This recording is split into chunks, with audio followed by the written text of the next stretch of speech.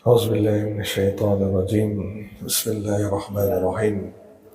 الحمد لله رب العالمين، والصلاة والسلام على أشرف الأنبياء والمرسلين، حبيبنا شفيعنا مولانا محمد بن عبد الله وعلى آله وصحبه أجمعين. رضيت بالله ربا وبالإسلام دينا وبمحمد نبيا ورسولا. اللهم صل على سيدنا محمد. اللهم صل على سيدنا محمد. اللهم صل على سيدنا وحبيبنا وشفيعنا مولانا محمد. طب القلوب ودوائها وعافية أبداني وشفائها ونور الأبصار وضيائها وعلى آله وصحبه وبارك وسلم. رب اشرح لي صدري ويسر لي أمري واحلل عقدة من لساني يفقهوا قولي. أما بعد. Assalamualaikum warahmatullahi wabarakatuh. Alhamdulillah, syukur kita kehadirat Allah Subhanahu wa taala dengan limpah kurnia dan rahmatnya. Allah telah menggerakkan tangan kita, Allah telah menggerakkan kaki kita, dan Allah telah memberikan kita kesempatan waktu untuk hadir ke masjid yang mulia ini, Masjid Fastabiqul Khairat. Kemudiannya Allah memilih saya dan semua yang hadir untuk duduk di dalam majlis yang mana disabdakan oleh baginda sallallahu alaihi wasallam sebagai Raudatul Jannah, taman-taman syurga di dunia. Mudah-mudahan Allah angkat kajian kita pada subuh ini sebagai Raudatul Jannah. Amin ya rabbal alamin. Apa kabar jemaah Masjid Fastabiqul Khairat? Sehat? Sehat?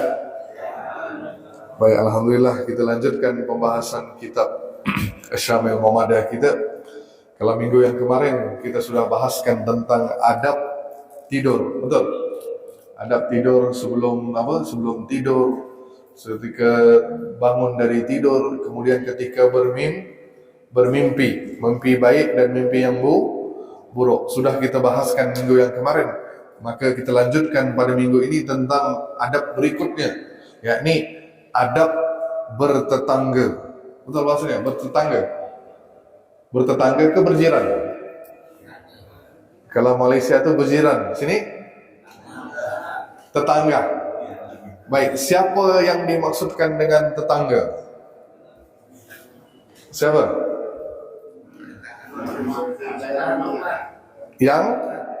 Yang dekat dengan rumah kita. Selain dari itu, ada pendapat yang lain? Yang? Baik. Nah, kalau istilahnya apa tadi? Tetangga, dia ada banyak maksudnya, banyak maksudnya, dan banyak orang yang menyikapinya dengan hal-hal yang berbeda sekali. Maka kalau kita sebut tetangga, kalau ikut pada pendapatnya secara umum, maka kita boleh katakan tetangga itu siapa yang tinggal berdekatan rumah kita, betul? Secara umumnya, yang tinggal dengan berdekatan rumah kita disebut tetangga. Dalam fikih pula, masing-masing berbeda pendapat. Contohnya Imam Syafi'i mengatakan tetangga itu yang 40 rumah yang tinggal di segenap penjuru rumah kita. 40 rumah di kanan, 40 rumah di kiri, 40 rumah di depan, 40 rumah di belakang. Mereka itu disebut tetangga. Ini menurut siapa? Imam Syafi'i. Kalau ulama Maliki pula berpendapat, Imam Malikiyah, mereka berpendapat bahawa selama mana yang tinggal dekat dengan kita tak terpisah dengan jalan besar. Apa dia? Tak terpisah dengan jalan besar, kan? Jalan besar ataupun sungai, maka itu disebut tetangga. Contoh, ya, kalau di sini kompleks ini dengan kompleks sebelah sana, itu bukan tetangga dah. Itu dah pisah dengan jalan Wahidin, jalan Dr. Wahidin, kan? Jalan besar. Maka kalau ini dengan depan rumah kita, kan ada jalan ni. Bisa jalan yang kecil. Ini menurut Maliki. Kalau Imam Abu Hanifah, yang mengatakan bahawa tetangga yang tinggal dekat dengan kita yang disatukan dengan masjid, yang disatukan oleh masjid. Contoh, jemaah yang tinggal datang mengimarahkan masjid, itu disebut tetangga. Nah, di antara semua ni tak ada yang benar. Maksudnya apa? Semua boleh dijadikan sebagai pendapatnya. Tidak ada yang betul-betul benar tu siapa, tidak ada. Maka dari syariat tidak ada batasan jelas yang menunjukkan tentang siapa tetangga. Tidak ada batasan yang betul-betul benar. Maka kita kembalikan kepada urf. Apa maksud? Urf maksudnya kebiasaan. Kebiasaan masyarakat. Maka kita kembalikan kepada kebiasaan masyarakat. Bagaimana mereka memaknai maksud tetangga. Nah, kalau maksudnya apa? Yang sama kompleks. Kan? Ini semua disebut tetangga, maka itu disebut tetangga. Maka dalam Islam tidak ada jelas menunjukkan tentang batas tetangga. Tapi secara umum yang tinggal berdekatan dengan kita. Faham dong? Maka dalam hadis dan juga Al-Quran menyebutkan kepada kita tentang kepentingan untuk menjaga hak tetangga ataupun berbuat baik dengan tetangga. Khususnya saya sebutkan dalil Al-Quran surah An-Nisa. Surah An-Nisa ayat 36. Ayat yang ke berapa? 36. Nah, yang ada HP boleh bukakan HP-nya. Nah, di situ Allah sebutkan kepada kita tentang kepada siapa kita harus berbuat baik. Berbuat baik. Di situ ada 9 golongan. 9 golongan kita berbuat baik. Saya bacakan ayatnya. Wa'budullaha wa la tusyriku bihi syai'an wa bil walidaini ihsana wa bizil qurba wal yatama wal masakini wal jaril zil qurba wa jaril junubi was sahibi bil jammi wa ibnis sabil wa malakat aymanukum innallaha la yuhibbu man kana mukhtalafan fakhra. Nah, maksudnya sembahlah Allah dan berbuat baik kepada siapa? Yang pertama, siapa? Wabil walidaini ihsana, berbuat baik kepada kedua orang tua. Terus wabizil qurba, betul, kerabat. Terus yang ketiga, wal masakin, orang miskin. Terus belum, wal yatama dulu. Wal yatama, anak yatim dulu, baru wal masakin, orang miskin. Yang kelima, wajaril zil qurba, tetangga dekat. Tetangga dekat. Terus wal jaril junubi, tetangga jauh.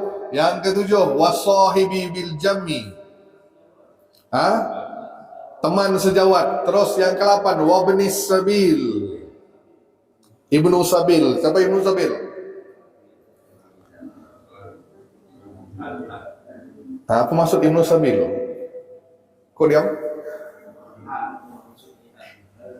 Orang yang dalam perjalanan. Orang yang dalam perjalanan, baik itu musafir, dia tak ada rumah, tak ada tempat tinggal, tak ada makanan dan sebagainya, maka anda harus berbuat baik kepada ibnu sabil. Dan yang terakhir, wa malakat aymanukum, dan hamba sahaya yang kamu miliki. Baik, 9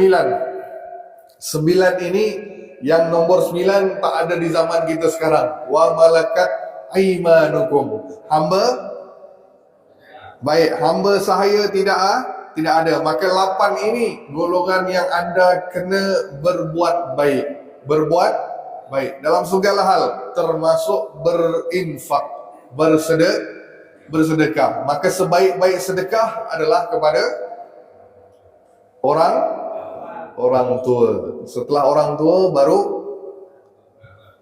kaum kerabat. Dalam kerabat kita, kalau ada orang yang susah, baik itu adik-beradik kita, baik itu paman kita, baik itu datuk nenek kita yang susah, maka kita bantu. Itu disebut sedekah. Antum berinfak. Faham dong? Dan itu infak yang lebih baik. Setelah mereka tak ada dalam keluarga, tak ada yang susah, maka baru antum pergi ke golongan yang di luar rumah kita. Yang ketiga, baru sebelum 2 hafak, siapa nombor 3? Anak yatim.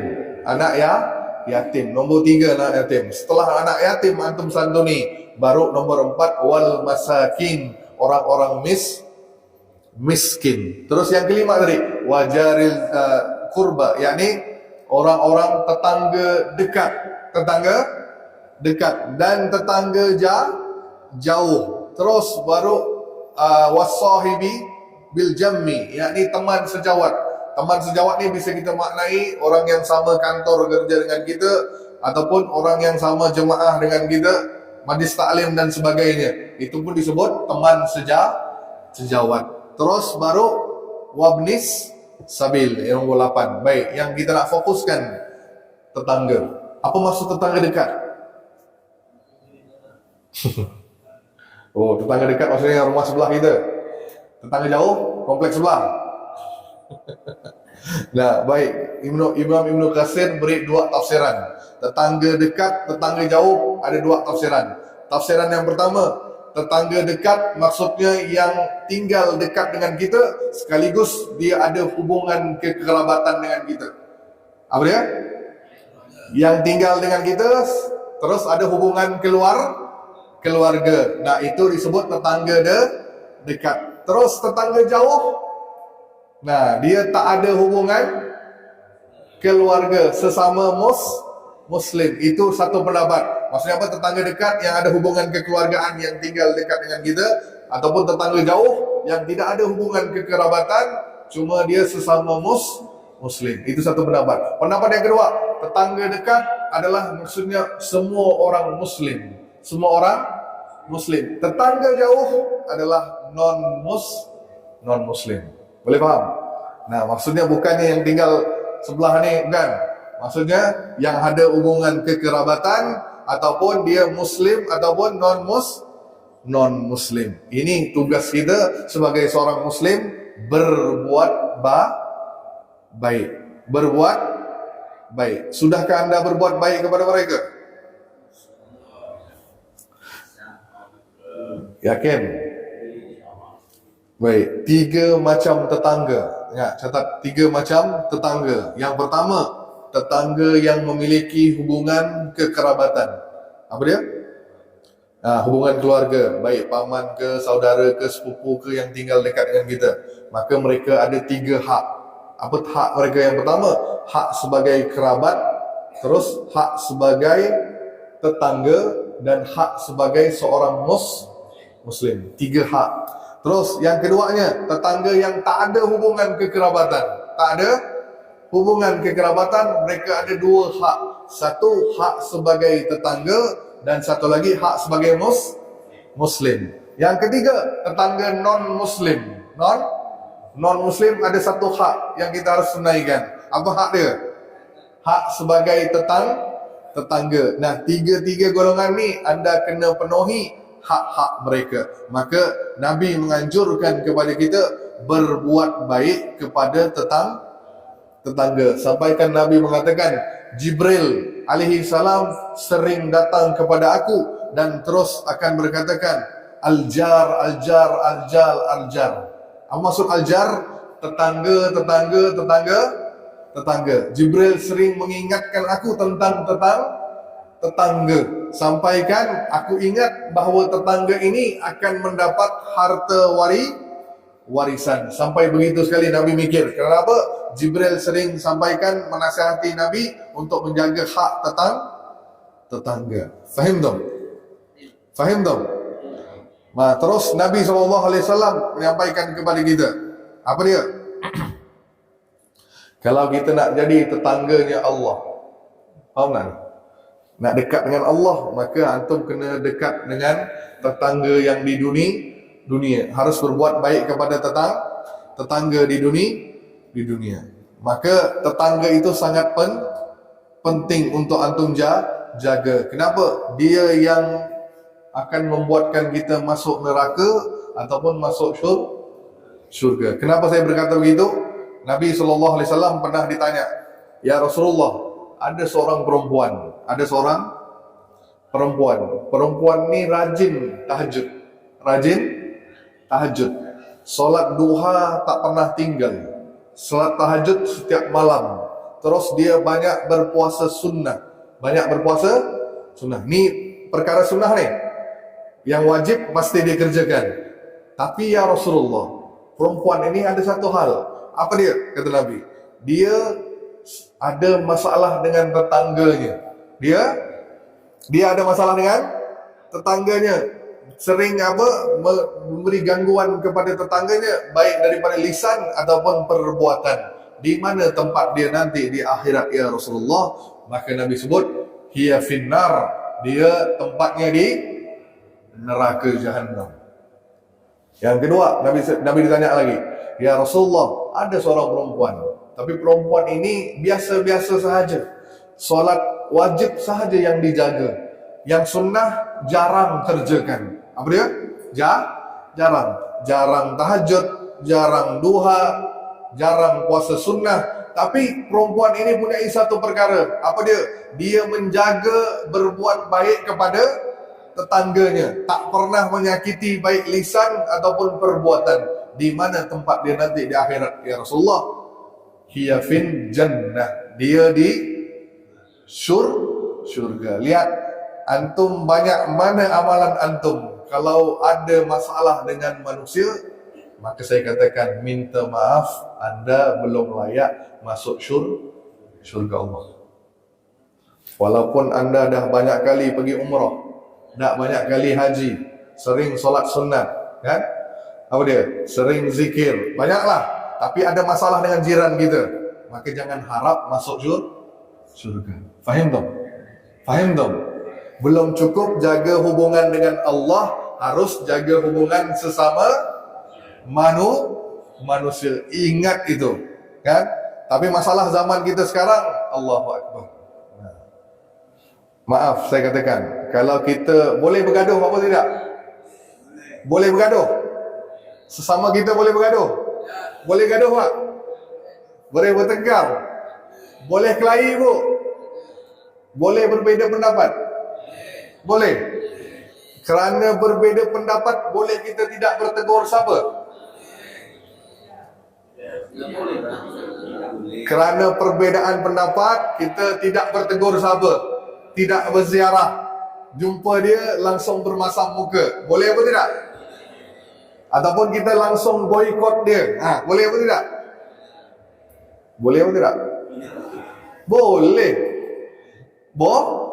Boleh, tapi boleh yang mana ni? Nah, Nabi sebut kalau anda nak memboikot orang, nak bermasam muka, tak nak bertegur siapa, boleh. Tapi tidak boleh lebih tiga hari. Hari pertama nak gaduh, nak silakan. Hari kedua nak bertumbuk, silakan. Hari ketiga nak pakai parang, silakan. Tapi hari keempat wajib berdamai. Jujur dengan saya, jujur. Saya nak jemaah Masjid Fastabiqul Khairat jujur. Adakah kita lakukan sunnah yang satu ini? Oh, bagus ngaku ni. Pelaku nampak ni. Adakah kalau kita bertengkar dengan orang tidak lebih 3 hari? Atau lebih 3 hari? 3 bulan, 3 tahun. Bergantung dengan siapa? Bergantung dengan masalahnya. Maaf saya katakan jujur, ni bukan kebetulan, ni memang penyakit umat Islam. Kalau kita bergaduh, bertengkar sesama kita, saya yakin tidak hanya 3 hari. Betul? Tidak hanya berminggu-minggu. Betul? Tidak hanya berbulan-bulan, malah bertahun-tahun tak nak bertegur. Betul-betul? Lebaran pun tak nak berziarah. Ada? Mana dia?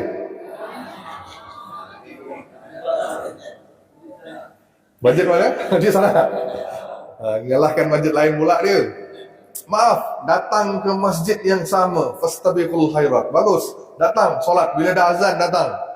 Imam yang sama. Kiblat yang sama. Saf yang sama. Selesai solat, salam pun tak mau. Ada. Selesai solat, dia Assalamualaikum warahmatullahi, Assalamualaikum warahmatullahi, langsung keluar. Cabut. Ada? Mana dia? Dah balik dah? Kenapa tadi? Kerana teman dia sebelah tadi, dia bergaduh, dia bertengkar. Maka selesai solat, nak salam dengan dia pun tidak mau. Langsung berpaling. Gara-gara apa? Saya katakan gara-gara hal remeh, hal dunia. Dua adik-beradik bergaduh kerana rebut harta warisan. Betul. Dua teman baik bergaduh gara-gara hutang. Contoh. Ada tak, Bu? Nah, si yang beri hutang kan, terus nagih, yang dihutangi tu marah. Kau ni asyik nagih terus ni, ya? Sampai bertegur pun tidak mau. Ni penyakitnya umat Islam. Maka ini masalahnya. Kalau anda ada tinggal depan rumah, orang tu depan rumah kita kita tidak bertegur dengan dia, itu dah dosa yang paling besar. Faham tak?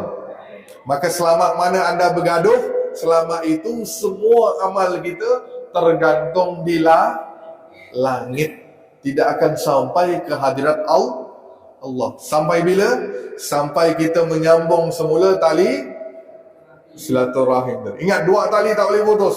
Apa? Dua tali tak boleh putus. Apa talinya? Yang pertama, tali silaturahim. Tali silaturahim. Apa itu silaturahim?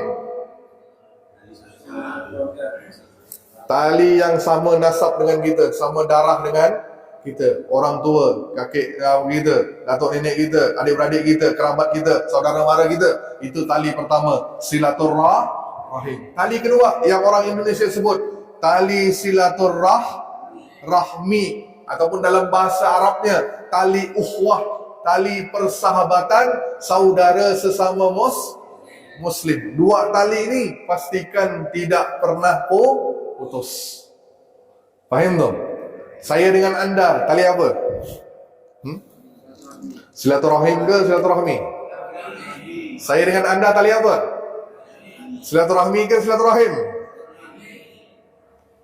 Rahim ke rahmi? Kalau rahim memang bukan, hidung kita dah beda dah.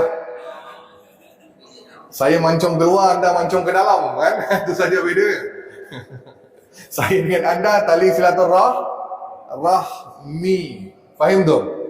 Nah, maka jangan pernah cuba putuskan dua tali tersebut. Boleh? Insya Allah. Walaupun itu rumah non-muslim, yang tinggal di sebelah kita ni non-muslim, wajib kena jaga hak dia sebagai tetangga. Kalau masak, beri makanan lebih kepada dia. Pernah beri makanan non-muslim? Kalau pernah ambil, nah ambil ni banyak dia punya hukumnya. Boleh apa tidak nanti kita bahas. Tapi kalau kita beri makanan kepada mereka walaupun non-muslim. Ada seorang sahabat namanya Abdullah bin Amr. Abdullah bin Amr ni dia masak, dia beli seekor kambing, dia bermasak kambing tu. Maka setelah dimasak kambing tu, sebelum dia beri kepada keluarganya, dia kata apa? Berikan kepada tetangga kita yang Yahudi. Berikan kepada tangga kita yang Yahudi. Langsung dia, sahabat yang lain nanya, Abdullah bin Amr, itu kan Yahudi, apa nak kisah? Berilah kepada orang Muslim dahulu. Kenapa kau dahulukan kepada orang Yahudi? Apa kata Abdullah bin Amr? Aku pernah mendengar hadis Nabi SAW, jaga hak tetangga walaupun dia non-muslim. Nah, maka tak ada istilah antum nak dahulukan ni, nak tetangga tetap sama. Faham tu? Maka apa hak tetangga? Nah, saya selesaikan dulu baru kita tanyakan, ya.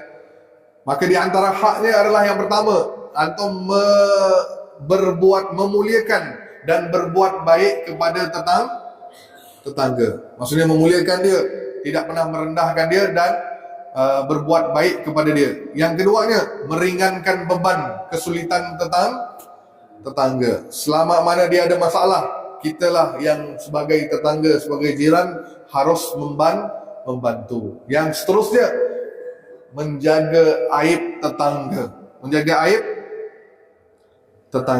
Barang siapa yang menutupi aib seseorang, maka Allah akan tutupi aib dia di dunia dan di akhirat. Ingat tu. Terus larangan keras mengganggu Tetangga yang saya katakan tadi, tidak akan masuk syurga orang yang suka mengganggu tetangga. Terus, nah pernah satu ketika ada seorang sahabat datang kepada Nabi SAW. Ya Rasulullah, tetangga aku ni suka berbuat bising. Sering ganggu aku. Aku rasa tidak tenang tinggal di rumah ya Rasulullah.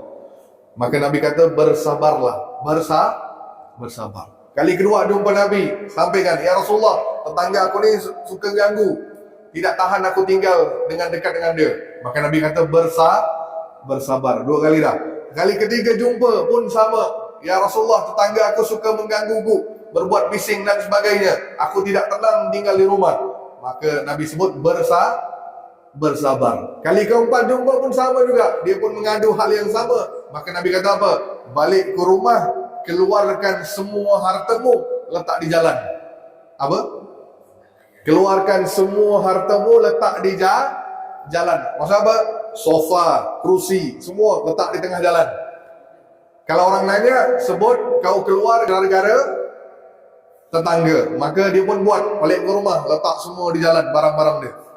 Langsung orang yang lalu lalang tanya, kenapa kau letak barang-barang di luar rumah ni? Maka kata si sahabat tadi, aku tidak tahan dengan tetanggaku yang suka mengganggu, berbuat bising, kan? Maka langsung yang lalu lalang tadi semua kata apa? Semoga Allah melaknat orang tu, kan? Semoga Allah melaknat tetangga kau tu, kan? Suka menyakiti kau, semoga Allah laknat dia. Terus dicaci maki. Jadi tetangga ni dengar. Langsung dijumpa dengan sahabat tadi, kata, maafkan aku tidak akan ganggu lagi. Masuklah kau ke rumah. Aku janji tidak akan berbuat bising. Maka ni dia. Maksudnya apa? Sampai Nabi menyuruh orang melaknat tetangga yang suka mengganggu. Faham tu? Orang yang menyakiti tetangga, dosanya berlipat kali ganda. Dengar baik-baik. Orang yang menyakiti tetangga, dosanya berlipat ganda. Maksudnya apa? Nah, Nabi SAW menyampaikan, seseorang yang berzina, dengar baik-baik, zina itu dosa baik atau jahat? Dosa baik atau jahat? Perkara baik atau perkara buruk? Buruk. Nah, dosa besar apa tidak? Besar. Berzina dosa besar. Tapi Nabi sebut, seseorang yang berzina dengan 10 wanita, dengar baik, seseorang yang berzina dengan 10 wanita, dosanya lebih ringan dibanding kalau dia berzina dengan tetangga. Boleh faham? Seseorang yang berzina dengan 10 wanita lain, dosanya tak sebanyak dosa orang yang berzina dengan tetangganya sendiri, isteri tetangganya. Apa Pak? Selingkuh. Sini selingkuh. Malaysia curang. Maka kata curang tu tak boleh guna suka hati. Sini kan kalau kita sebut curang kan? Kalau kita awak ni curang kan? Apa sebutnya? Untuk perkara yang biasa-biasa. Kalau kita menipu kan? Ya, curang ni. Kalau kita main apa-apa, ni main curang. Kalau di Malaysia istilahnya udah selingkuh. Faham tak ni? Curang. Masya Allah, curang. Maksudnya langsung perkataan tu sangat berat di Malaysia. Di sini dia santai dan sebut curang. Betul? Di Malaysia, kau ni tipu lah. Dalam mainan ni kau tipu. Kan? Di Malaysia tak boleh sebut curang. Curang tu hanya untuk selingkuh. Sama juga Nabi sebut, seseorang yang mencuri di 10 rumah, dosanya tidak sebesar dosa seseorang yang mencuri di rumah tetangganya. Bayangkan, antum pergi ke rumah orang kaya 10 orang jauh sana kan, tak sebesar dosanya dibanding antum mencuri contohlah satu barang daripada rumah tetangga. Ni Nabi sebut dosanya berlipat kali ganda. Maka berhati-hati dengan tetangga. Pastikan tetangga kita itu tidak ada kekurangan dan tidak dalam kelaparan. Ni kalau tetangga kita ni miskin. Kalau tetangga tu boleh hidu bau yang kita masak, maka wajib anda bagikan. Walaupun bendanya kecil, kuah saja, tak ada isi dagingnya, beri kuah saja pun dah boleh. Faham tak ni?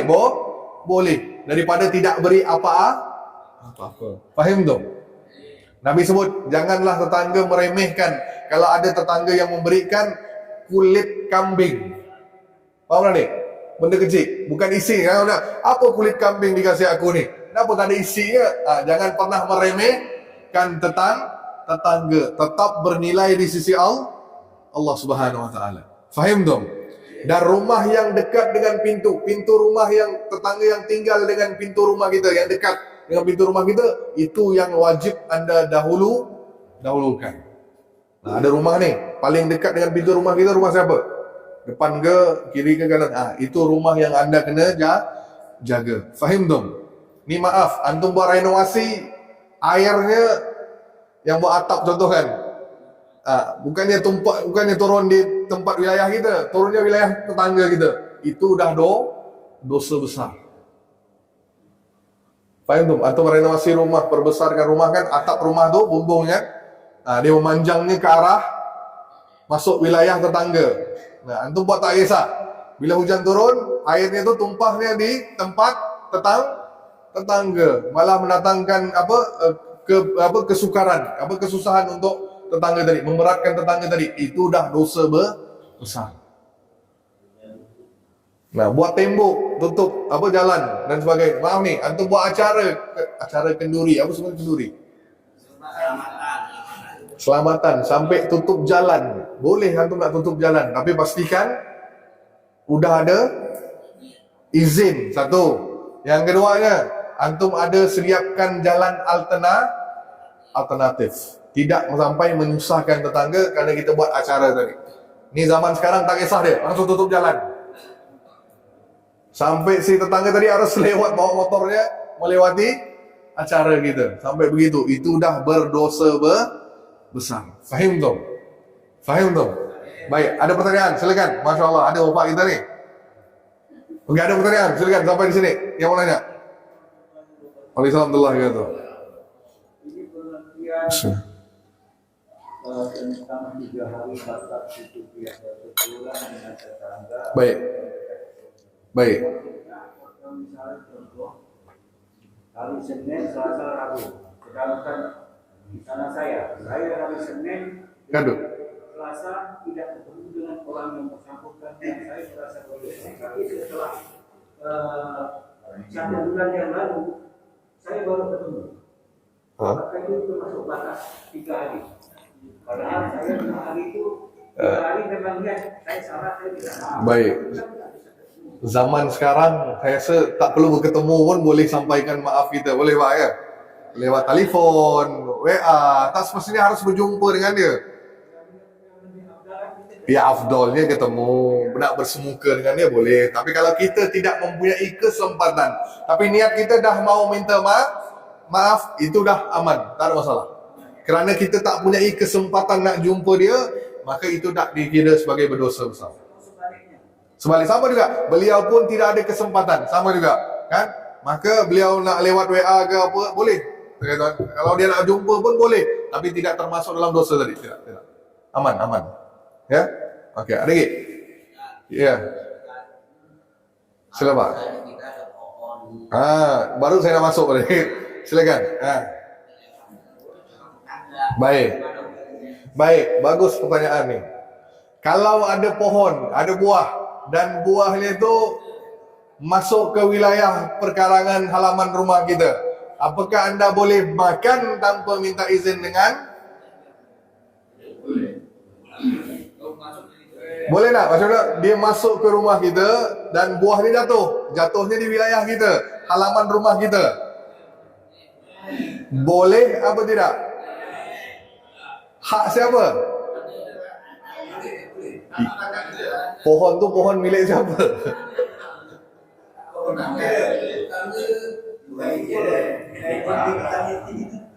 Buah mau, tapi kalau daunnya tak marah dia kan? Apa daun kau ni jatuh guguran di tempat aku ni, langsung gaduh dia, betul?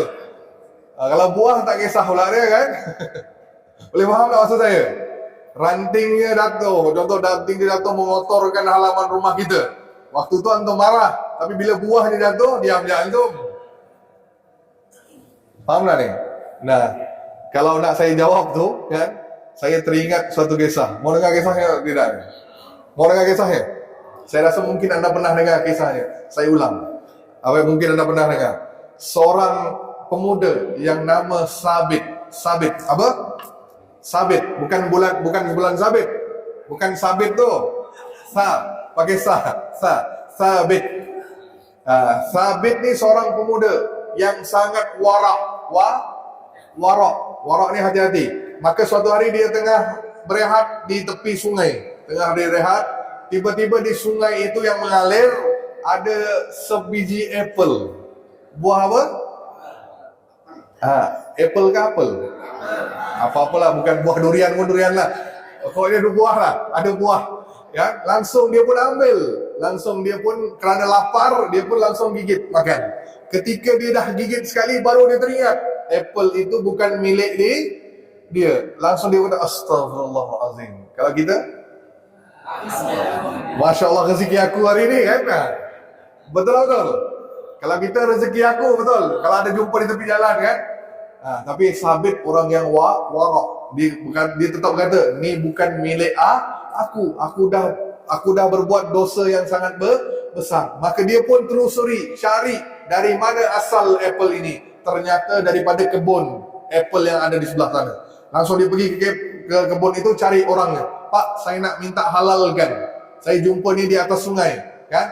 Jadi saya pun termakan. Saya minta halalkan biji apple. Maka langsung kata orang tu, maaf Pak, saya ni tukang kebun je ni. Saya ni tukang kebun. Saya ni tak bisa menghalalkan. Saya ni pekerja di sini. Mana tuan tanahnya? Oh, pemilik kebun ni ada jauh di kota sana. Langsung si Sabit ni, tak kisah walaupun jauh. Bermusafir ni harus jauh ni. Dia pergi cari pemilik kebun. Kalau kita dah lah kan. Maaf ni, antum pergi ke Pertamina isi bensin. Antum beri duit 50,000. Isinya 50. Tapi orang yang ngisi itu dia ngisi 100. Kira-kira apa yang antum buat? Kalau antum orang yang baik, antum kata, kak, salah nih kak, saya mintanya 50, isinya 100, nah saya berikan 50 lagi, langsung selesaikan masalah. Tapi kalau orang lain, oh Masya Allah rezeki, kemudian langsung jalan, cabut. Betul? Nah, tapi Sabit tidak begitu. Dia nak minta halalkan sebiji buah apple tu. Pergi jauh musafir, cari berminggu-minggu nak pergi ke rumah dia. Sampai di rumah, jumpalah rumah pemilik kebun tu, rumah besar, kaya.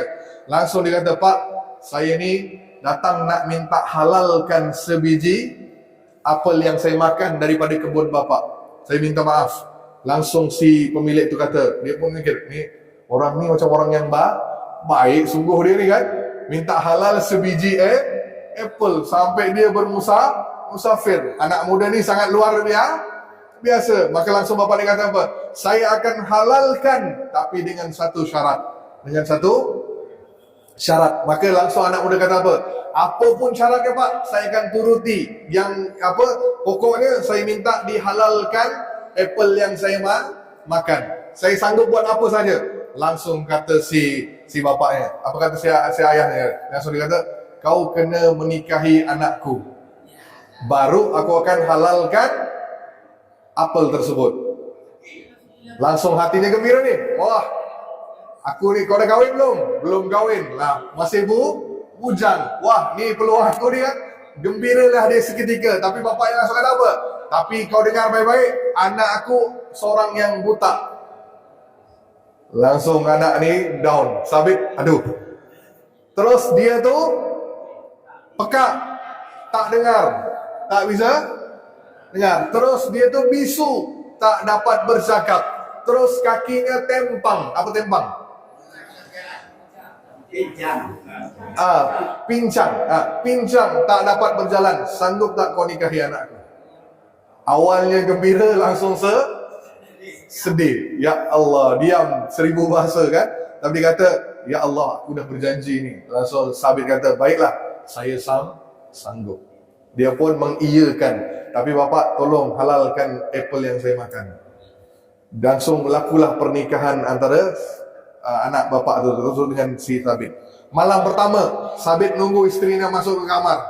Ketika nunggu tu tiba-tiba ada dengar satu suara, Assalamualaikum. Assalamualaikum. Nampak seorang wanita yang datang berjalan kepada dia. Langsung dia kata, Kak, maaf, salah kamar dengan kakak ni. Saya tengah tunggu isteri saya. Kakak salah kamar. Kamar kakak mungkin di sebelah. Langsung kata perempuan tadi, sayalah isterimu. Sayalah isterimu. Langsung kaget Sabit. Dia pun datang langsung cium tangan suaminya, Sabit. Langsung dia pun kaget. Dia kata, bukankah bapakmu kata kau tu buta? Macam mana kau boleh berjalan? Kau tu bukankah kau tu bisu? Macam mana kau boleh bercakap? Dan kau pun jalannya sempurna. Kakak bapak kau kata kau ni tempang, pincang. Langsung dia kata, apa yang ayahku kata semuanya benar. Aku ni buta daripada perkara yang diharamkan oleh Allah Subhanahu Wa Taala. Aku tidak akan melihat yang maksiat, maka aku tu buta. Terus aku ni pekat daripada perkara-perkara yang tidak mendengar, daripada perkara yang tidak baik, gosip dan sebagainya. Aku tak jadikan telinga ni untuk mendengar. Terus aku ni bisu. Aku ni tidak bercakap perkara yang maksiat, kecuali aku bercakap hal-hal yang baik. Kan? Terus kaki aku ni pincang berjalan ke tempat-tempat yang dimurkai oleh Allah. Aku pergi ke tempat yang diredai oleh Allah. Nah, berkat perkawinan mereka berdua ni, isteri yang solehah, si Sabit yang yang luar biasa zuhudnya, gara-gara nak halalkan satu biji apple, dia dapat isteri yang solehah. Maka pernikahan mereka ini melahirkan seorang anak yang luar biasa untuk kita. Kenapa? Lahirnya seorang yang namanya Nu'man bin Sabit. Nu'man bin Sabit. Siapa Nu'man bin Sabit? Imam Abu Hanifah, imam mazhab Hanafi, imam fikih yang terkenal, termasyur dalam 4 mazhab utama. Mula-mula Imam Hanafi dulu, terus Imam Maliki, terus baru Imam Syafi'i dan terus Hambali. Nah, Imam Hanafi, Nu'man bin bapaknya lah yang minta halal sebiji apel tadi. Faham tak? Maka jawab pertanyaan bapak tadi, boleh apa tidak? Sebaiknya minta izin pemilik rumah. Minta izin. Tapi kalau bapak tu kata, Pak, kalau ada buah yang jatuh silakan ambil, katakan, maka tak perlu minta izin setiap kali. Setiap kali jatuh boleh ambil. Nah, dan waktu itu juga si pemilik pohon tu harus perhatikan, jangan sampai ada daun ataupun ranting yang jatuh di wilayahnya. Kalau jatuh, minta, Pak, maaf Pak kalau boleh tolong bersihkan, kalau tidak sampaikan, kan, maaf Pak, saya memberatkan Bapak ni kalau ada ranting-ranting yang mengotorkan tempat Bapak ni. Nah, kalau ada buahnya silakan diambil. Nah, itu harus dilakukan seperti itu. Tapi kalau pohonnya itu menjalar ke tempat umum, boleh faham? Jalan umum, maka tak perlu minta izin. Ni fikir. Jalan umum, tahu? Contohnya kan, bukan ke kompleks, dia jalannya ke jalan besar. Pohonnya tu ke jalan besar, jatuh maka anda boleh ambil. Itu milik umum. Nah, itu fikirnya. Tapi kalau ke kompleks, lebih baik minta izin. Minta izin. Faham tak? Okey, ada pertanyaan lain? Silakan. Sini lagi. Waalaikumsalam. Dah benar? Apa yang benar ya? Memang benar, Wan.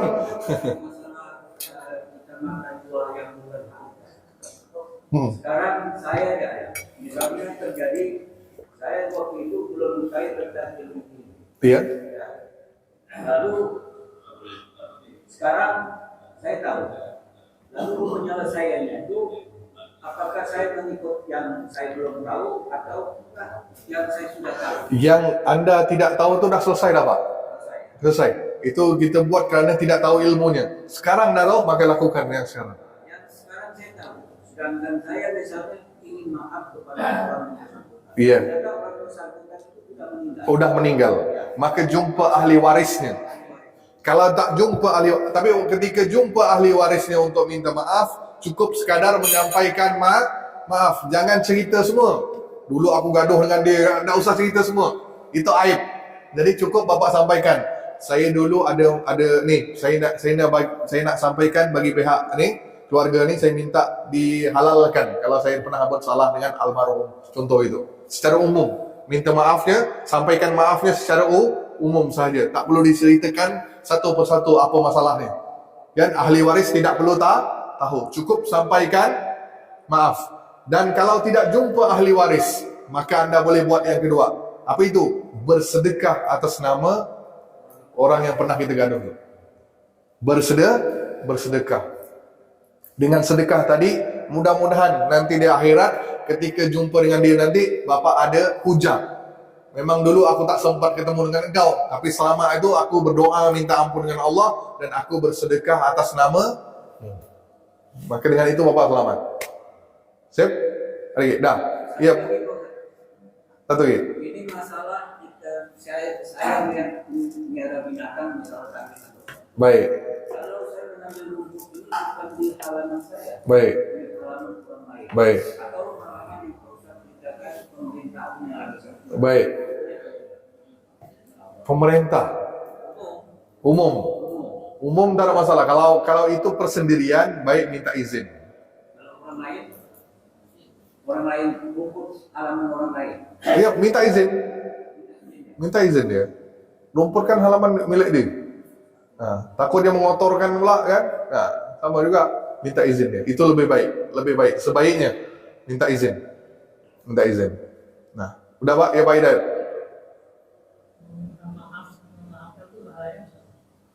Meminta maaf dan memaafkan. Yang lebih besar tu meminta maaf kalau bagi saya. Lebih besar. Kenapa Nabi sebut orang yang menyambung silaturahmi? Bukan Nabi kata orang yang apa? Siapa yang duluan menyambung silaturahmi itu yang lebih baik. Faham tak ni? Bukan menunggu orang tu datang minta maaf ke kita. Kita yang berusaha walaupun kita tidak bersalah. Itu lebih baik. Nah, Allah suka orang yang menyambung. Itu kan minta maaf itu kan menyambung, cuba nak menyambung. Itu lebih baik. Nah. Okey, adik. Belah sini tak ada. Semua dah aman ya? Bu? Bu banyak masalah ni? Tak ada Bu? Maka ikuti sunnah Nabi SAW. Baik, sekarang pertanyaan saya pula. Kalau dengan non-Muslim Anda beri makan, boleh apa tidak? Boleh. Tapi kalau non-Muslim beri makanan dengan kita? Oh tidak, langsung tidak boleh. Contoh, makanan itu adalah buah-buahan. Oh boleh. Contoh lain, itu adalah makanan bungkus dalam bungkusan, dalam beg. Boleh apa tidak? Dan itu cateringnya yang Muslim. Boleh. Dan antum tahu yang tukang masak tu memang Muslim, kan? Antum tahu cateringnya dibeli itu di mana? Boleh. Bagus. Tapi kalau dia sendiri yang masak sayur je. Masak sayur je. Boleh.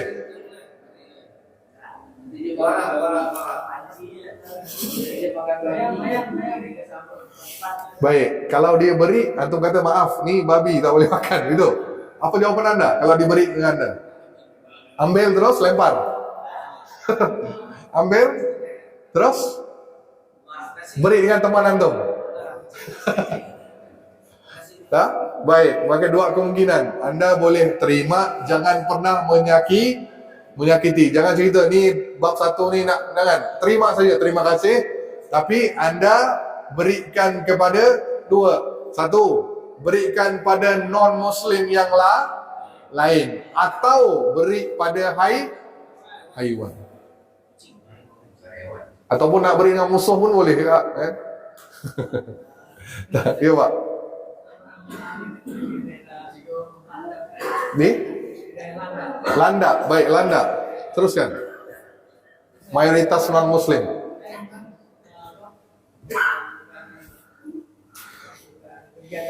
Iya Pak. Baik. Saya tahu itu STH ya. Teologi kan. Bermalam di situ juga kan. Jadi tetap makan di situ. jadi Yakin. saya teruskan harusnya biar Bismillah kan. Bismillah dan makan. Tapi Bapak tidak ada keraguan. Ya, jarak ini kalau kita Bismillah. Kan gitu. Nah, kebetulan ada orang dia juga yang muslim gitu. Oh, Muslim gitu. Dia marah-marah sama pulangnya. Hah? Marah-marah inilah kalau nggak baca Bismillah tuh, ayamnya keras-keras kayak gitu. Jadi sama daya berkelakar gitu itu. Itu gimana? Jadi alihkan dalam kondisi darurat seperti itu, kalau saya berpikir dengan memulai dari Bismillah. Baik. Dalam kondisi darurat situ maka kita boleh, kalau kita ragu tadi, kembalikan ke apa ni Nabi hukum fikih ya. Kalau darurat maka dia akan kembali ke hukum asal makanan tadi. Kalau makanan tu memang ayam halal dimakan. Itu unsurnya kan. Kalau daging halal dimakan. Maka balik ke hukum awal, mubah, boleh dimakan, boleh dimakan. Nah, tapi kalau kita langkah hati-hati tadi, maka kita menghindar. Beri alasan saya kurang selera dan sebagainya. Itu lebih selamat. Kalau saya ambil jalan selamat. Nah, Ustaz, tapi kalau tak ada makanan, memang tak jumpa makanan, maka saya akan makan tu. Kalau memang ada cara lain kita nak cari makan, maka lebih baik kita menghindar. Lebih baik. Nah, memang tugas orang Muslim itu cari yang halal. Wajib. Nah, kecuali tak ada makanan lain nih, memang di lurah itu saja makanannya, tak ada makanan lain, tempat lain, bapak pun yang cari tak ada, maka boleh anda makan tadi dengan alasan darurat, tak dapat cari makanan yang lain. Nah, itu dia. Kalau aku tak makan, aku jatuh sakit, kan? Jadi boleh. Ya Pak. Pernikahan itu orang Kristen, orang Cina. Baik. Situ yakin apa tidak anda? Makanannya pasti masaknya makanan yang cateringnya Muslim mungkin. Kalau kita nggak tahu, nggak usah makan tadi. Iya, nah, kalau dah ragu tadi nggak tahu, kita masih mikir, maka kembali ke hukum asal. Itu terserah lah. Iya, terserah. Nah, tapi di sini kan ada, kalau ada tetangga yang mengundang, maka anda wajib datang. Nah, kalau dijemput harus wajib datang, walaupun itu non Muslim. Nah, jadi cara ini pergi, mungkin anda tidak mau makan, terserah kan. Tapi kalau saya yakin dari Malaysia memang itu teman-teman Muslim, ya non Muslim panggil, saya pergi dan situ memang yakin, insya Allah memang masakan mereka itu cateringnya Muslim, dia tak ada makanan bab satu dan sebagainya, maka kami makan. Insya Allah makan. Dan di Malaysia itu tolerannya sangat tinggi. Maaf, saya pergi ke rumah teman saya, dia takkan hidangkan dalam gelas, cawan. Dia akan ambil yang plastik, yang pakai buang tuh, yang minum kita buang tuh, yang cawan plastik tuh. Jadi sama juga piring yang plastik. Dan dia akan sebut, ini makanannya dari catering Muslim. Ini bahagian Muslim, dia kata langsung disampaikan. Maka di situ dijaga, sangat jaga dan menghormati. Nah, itu yang maunya kita. Faham dong? Jelas ya? Itu saja. Ada pertanyaan yang lain? Udah. Itu akhir. Sip. Udah ya? Sip. Itu saja, kita akan sambung lagi minggu depan. Wabillahi taufiq wal hidayah. Assalamualaikum warahmatullahi wabarakatuh. Tutup dengan tasbih kafarah. Subhanallah bihamdika. Asyhadu an la ilaha illa anta.